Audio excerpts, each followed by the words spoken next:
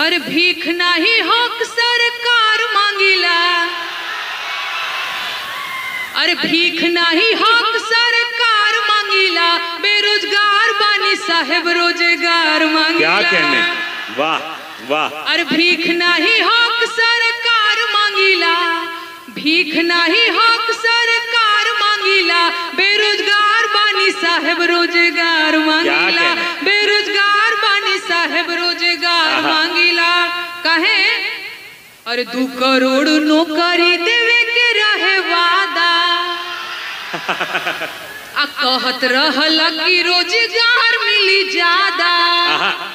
और सुना, नून तेल पैसा ना उधार मांगिला, नून तेल पैसा ना उधार मांगिला, बेरोजगार बानी साहेब रोजगार मांगिला, बेरोजगार बानी साहेब रोजगार मांगिला।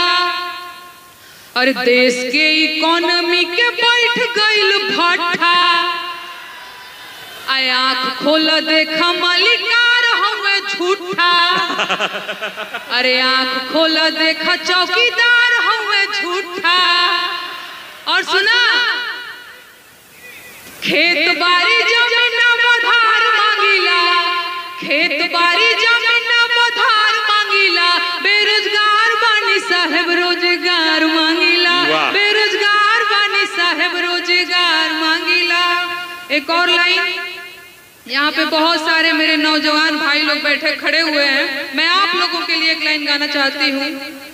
अरे पढ़त पढ़त झाड़ी गइल चानी पर के बार, नौकरी कहिया मिली। पढ़त पढ़त झाड़ी गइल चानी पर के बार, नौकरी कहिया मिली, किया ही दादा कहिया मिली, दुलरुआ बबुआ भइले भार, नौकरी कहिया मिली। क्या कहने, बाबा बाबा। अरे भीख नहीं हक सरकार मांगिला, भीख नहीं हक सरकार मांगिला, बेरोजगार बानी साहेब रोजगार मांगिला, बेरोजगार बानी साहेब रोजगार मांगिला। एक और लाइन, हेलो हेलो दिल्ली सरकार, बिहार से रोजगार, बिल्कुल बिल्कुल वो भी सुनाऊंगी, वो भी सुनाऊंगी। एक और लाइन, अरे उमर आधी आइल भइल जवानिया बेकार, नौकरी कहिया मिली, किया ही दादा कहिया मिली, नवहा धुने ले का पार, नौकरी कहिया मिली। मेरे साथ आप लोग एक बार गाएंगे। अरे भीख नहीं हक सरकार मांगिला, भीख नहीं हक सरकार मांगिला, बेरोजगार बानी सा, बेरोजगार बानी सा।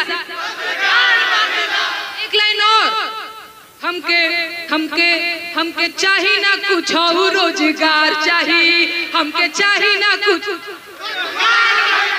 हमके चाही ना कुछ और रोजगार चाहिए। एक बार मेरे साथ गाएंगे। हमके हमके हमके हमके चाही ना कुछ और रोजगार चाहिए, हमके चाही ना कुछ और रोजगार चाहिए, हमके चाही ना कुछ और का चाहिए, रोजगार चाहिए। अच्छी लगी तो हसनैन उर्दू मीडिया को लाइक करें, कमेंट करें, शेयर करें और सब्सक्राइब करना बिल्कुल ना भूलें।